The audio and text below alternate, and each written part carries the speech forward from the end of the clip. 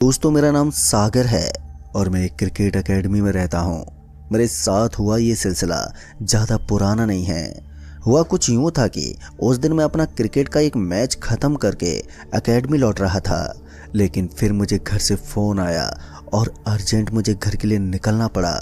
रात को ही दादाजी की तबीयत हद से ज़्यादा ख़राब हो गई थी और जब मैंने घड़ी में समय देखा तो इस वक्त रात के 9:30 बज रहे थे।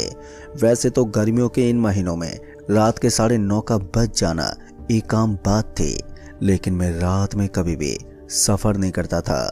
ऐसे में मेरा अकेले का उस रास्ते से निकलना थोड़ा घबरा देने वाला था, लेकिन फिर भी मैंने हिम्मत की और अपने दोस्त सुधांशु की बाइक लेकर निकल पड़ा। ठंडी ठंडी हवा को महसूस करता हुआ मैं अच्छी खासी रफ्तार में अपनी बाइक चलाता जा रहा था। मैं अपने कानों में हेडफोन लगाए हुए था और उनमें गानों की आवाज़ सुनाई दे रही थी। इसी बीच में ठीक उसी जगह पर पहुंचा जिसे देखकर एक बार के लिए मैं भी घबरा गया था। पता नहीं क्यों, लेकिन जैसे मेरी बाइक उस जगह पर रुकी तो मुझे डर लगने लगा और इतने में ही मोबाइल में चल रहा तेज म्यूजिक अचानक ही कमज़ोर सा पड़ने लगा। दरअसल उसकी आवाज़ बहुत ही ज़्यादा धीमी हो गई थी। मैंने यही देखने के लिए अपनी बाइक की रफ्तार को एकदम कम कर दिया और जैसे मैं अपनी बाइक को साइड में लगाकर म्यूजिक को चेक करने लगा तो मुझे फील हुआ कि किसी के कदमों की आहट आ रही थी, जैसे कोई सड़क के ऊपर गिरे हुए सूखे पत्तों के ऊपर अपने पैर पटक रहा हो, जिनके टूटने की आवाज़ मेरे कानों में साफ साफ सुनाई दे रही थी। फिर एक बार के लिए मैं चौकन्ना हो गया और उसके बाद उस आवाज़ का आना एकदम से ही बंद हो गया। तब जाकर मुझे चैन की सांस आई। अब तक तो सब कुछ नॉर्मली चल रहा था और मैं अपने हेडफोन को चलाने की कोशिश तो करता, लेकिन उसके अंदर आवाज़ ही नहीं आती। मेरी बाइक की हेडलाइट जली हुई थी। तभी मैंने देखा कि पूरे बदन को कपड़ों से ढका हुआ एक आदमी मेरी तरफ आ रहा था और उस आदमी ने अपने चेहरे को भी पूरी तरह से ढक रखा था। फिर वो मेरे पास आया और उसने मेरे कंधे पर हाथ रख दिया और बोला, जितना जल्दी हो सके निकल जाए यहाँ से। पता नहीं क्यों, लेकिन उस आदमी का बोलने का अंदाज थोड़ा अलग सा था। फिर मैंने उस आदमी से कहा, लेकिन आपको क्या तकलीफ है, मैं यहाँ से जाऊँ या फिर नहीं? मैंने थोड़ी ऊंची आवाज़ में उस आदमी को इतना ही कहा था कि उसने मेरे कान के पास आते हुए कहा, एक बार जरा पीछे तो मुड़कर देख। दोस्तों, उसके बाद मैंने जैसे पीछे मुड़कर देखा तो मेरी रंगों में दौड़ता हुआ खून मानो एक बार के लिए बर्फ सा बन गया था। उसके बाद मेरी हिम्मत नहीं हुई कि मैं दूसरी बार भी पीछे पलट कर देख सकूं। पर जब मैंने फिर से सामने की ओर देखा तो सामने का नज़ारा देखकर मुझे जोरदार सदमा लगा। सामने की ओर नजर आने वाला वो शख्स अब कहीं गायब हो गया था। मैं समझ रहा था कि मैं एक गलत जगह पर हूँ। दिखने में तो ये जगह बहुत ही खूबसूरत थी, लेकिन इस तरह की जगह में डर और दहशत का निवास करना कोई बड़ी बात नहीं थी। मैं अपने दादाजी की सुनी सुनाई कहानियों पर भी काफ़ी विश्वास करता था, इसलिए मैंने उसी समय बाइक के एक्सीलेटर पर पांव दबाया और बाइक लेकर निकलने लगा। लेकिन दोस्तों, वो कहते हैं ना, जब हम दलदल से निकलने की कोशिश करते हैं तो हम उस दलदल के अंदर और गहराई में चले जाते हैं। मैंने बाइक को भगाने की कोशिश तो की, लेकिन वो एक बार में ही इतनी ज़्यादा ओवर स्पीड हो गई कि मैं सीधा जाकर एक पेड़ से टकरा गया। पेड़ के टकराते में उछलता हुआ उस सड़क से दूर जा गिरा और मेरी बाइक भी काफ़ी हद तक टूट गई थी। ऊपर से मेरा शरीर काफ़ी जख्मी हो गया था। फिर जब मैं उठा तो मैंने देखा कि मेरे चारों तरफ मुझे लंबे लंबे पेड़ नजर आ रहे थे। उन पेड़ों को देखकर ऐसा लग रहा था जैसे वो किसी राक्षस की सूखे हुए कंकाल हो। फिर मैं उठा और अपनी बाइक की तरफ भागा। मैं जैसे अपनी बाइक के पास पहुंचा तो मैंने देखा कि अब मेरी बाइक किसी कबाड़ से कम नहीं थी। मैंने उसे स्टार्ट करने की कोशिश तो बहुत की, लेकिन वो इस तरह कचूमर हो चुकी थी कि मेरी लाख कोशिश के बावजूद भी वो स्टार्ट ही नहीं हुई। फिर मैं थक हार कर वहीं अपनी बाइक के बगल में बैठ गया। मुझे डर तो लग रहा था, लेकिन साथ ही मेरे अंदर ये उम्मीद भी थी कि शायद कोई मुझे मदद दे दे। अब मैं उस सड़क के ऊपर से गुजरने वाले किसी साधन का इंतज़ार कर रहा था। फिर लगभग 10 से 15 मिनट बीत गए, लेकिन मुझे वहाँ से निकलने का कोई भी रास्ता नज़र नहीं आ रहा था।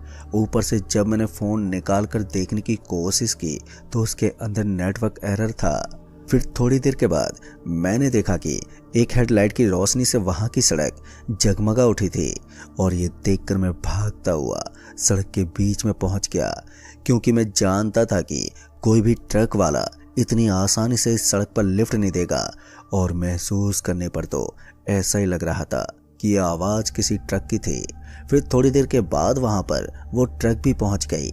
उस ट्रक को देखते मैंने उसके सामने अपना हाथ लाया और उसे रुकवाने की कोशिश करने लगा, लेकिन रोकने के बजाय उस ट्रक ड्राइवर ने अपनी स्पीड को और भी ज़्यादा बढ़ा दिया। ट्रक इस कदर स्पीड से चल रही थी कि वो मुझे टक्कर देकर कभी भी सड़क के बगल में गिरा सकती थी।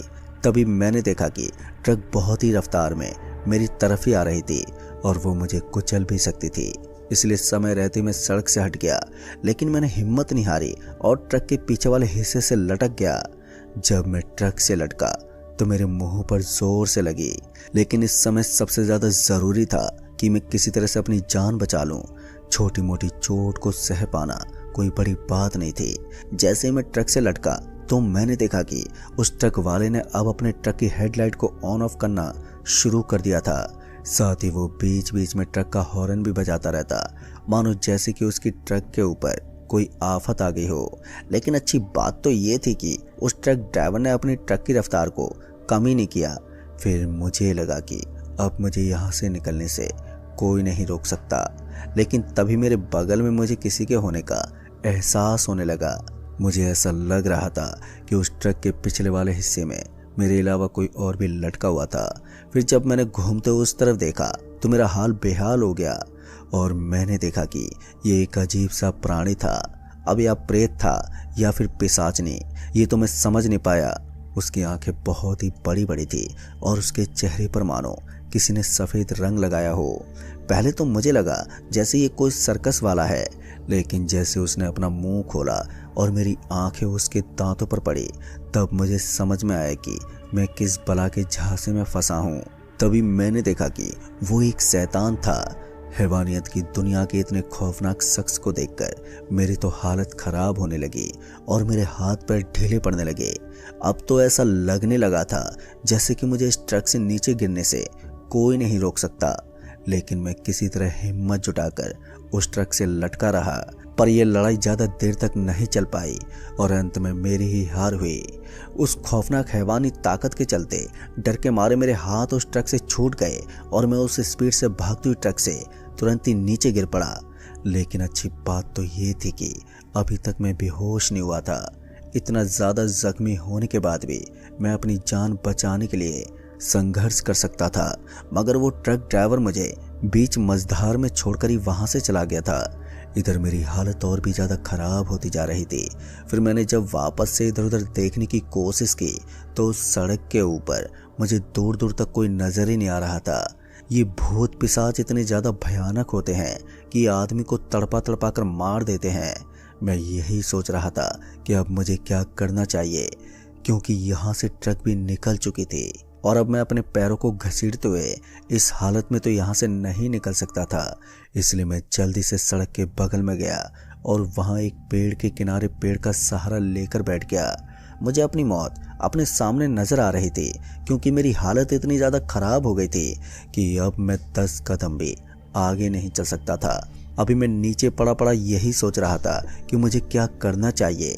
तभी वहाँ से एक और साधन गुजरता हुआ नजर आने लगा और जैसे ही मैंने देखा कि वो एक बाइक वाला है तो मैं फिर से उठा और सड़क की तरफ जाने लगा। लेकिन इस बार उस पेड़ की शाखाएं अचानक ही मेरे शरीर को चारों तरफ से घेरने लगी। लेकिन ऐसा लग रहा था जैसे कि उस पेड़ ने मेरी इच्छा को भांप लिया था। मैं वहां से चलने की कोशिश तो करता, लेकिन अपने कदमों को आगे नहीं बढ़ा पाता। तभी मैंने देखा कि वो बाइक वाला मेरी आंखों के सामने से वहां से गुजर गया और मैं वहीं का वहीं बस उसे देखता रह गया। मेरी हालत बस से बदतर हो गई थी और मैं अधमरी हालत में पहुंच गया था। तभी मुझे उस सड़क के बीच में वही हैवान नजर आने लगे जो कि कुछ देर पहले उस ट्रक के ऊपर लटका हुआ दिखाई दिया था। उसे अपने सामने देखकर मैं बहुत ज़्यादा डर रहा था और मेरी सांसें भी ऊपर नीचे हो रही थी। फिर वो धीरे धीरे मेरे पास आने लगा और जैसे जैसे वो मेरे करीब आ रहा था तो वैसे वैसे मुझे मेरी मौत अपने और भी करीब नजर आ रहे थे। एक बार के लिए मैंने अपनी आंखें बंद कर ली, लेकिन दूसरे ही पल मुझे महसूस हुआ कि मेरे पैर की तली के अंदर किसी ने बहुत ही जोर से काटा था, और जिस वजह से मेरे मुंह से जोरदार चीख निकल गई। दोस्तों उसके बाद एक बार के लिए मेरी आंखें बंद हो गई, और फिर क्या हुआ मुझे नहीं मालूम। फिर जैसे मेरी आंख खुली तो मुझे महसूस हुआ कि मैं उसी पेड़ के किनारे पर लेटा हुआ था और मेरे कपड़े खून से भीगे हुए थे। लेकिन मुझे ऐसा लग रहा था जैसे कि कुछ लोग मेरे बगल में खड़े होकर आपस में बातें कर रहे हों। एक बार के लिए मेरी आंख तो खुली, लेकिन फिर से मैं बेहोश हो गया, और ये आखिरी बार था जब मैंने उस सड़क के नज़ारे को देखा। तो फिर जैसे ही मेरी तीसरी बार आंख खुली तो मैंने देखा कि मैं हॉस्पिटल में लेटा हुआ था, और मुझे अपने बगल में अपने परिजन खड़े हुए नजर आ रहे थे। उन सभी को अपने बगल में खड़ा हुआ देखकर मैं हैरान था।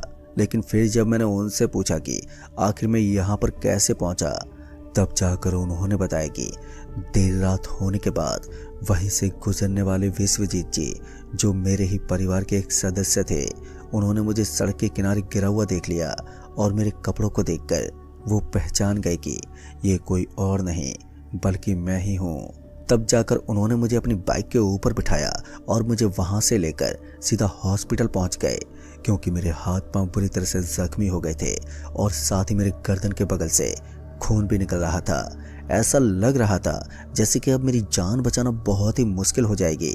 लेकिन किस्मत बहुत अच्छी थी कि वो सही समय पर मुझे लेकर अस्पताल पहुंच गए, और अस्पताल में लाने के बाद डॉक्टर ने मेरा जल्दी इलाज शुरू कर दिया। और उसके बाद मैंने भी अपने घर वालों को पूरी बात बताई कि आखिर मेरे साथ क्या हुआ था। लेकिन फिर जो आगे उन्होंने बताया उसे सुनकर तो मेरे होश ही उड़ गए, क्योंकि उन्होंने बताया कि उन्होंने तो मुझे कोई भी फ़ोन ही नहीं दिया था, और दादाजी की तबीयत भी एकदम सही सलामत थी। फिर भला ऐसा कैसे हो सकता है। दोस्तों उसके बाद मैंने अपना मोबाइल निकाला और उसके अंदर वो नंबर देखने की कोशिश की, लेकिन हैरान की बात तो ये थी कि मुझे कल शाम का कोई भी कॉल ही नहीं आया था। ये दिमाग को हिला देने वाली बात थी जिस पर विश्वास कर पाना बहुत ही ज़्यादा मुश्किल था। तो दोस्तों इस कहानी में बस इतना ही। कहानी आपको पसंद आई हो तो वीडियो को लाइक शेयर कमेंट ज़रूर कर दें, और साथ ही अगर आप चैनल पर नए हैं तो चैनल को भी सब्सक्राइब ज़रूर कर दें। तो मैं आपका दोस्त राजकुमार जल्द ही मिलूंगा ऐसी एक और सच्ची घटना के साथ। तब तक के लिए बाय एंड टेक केयर।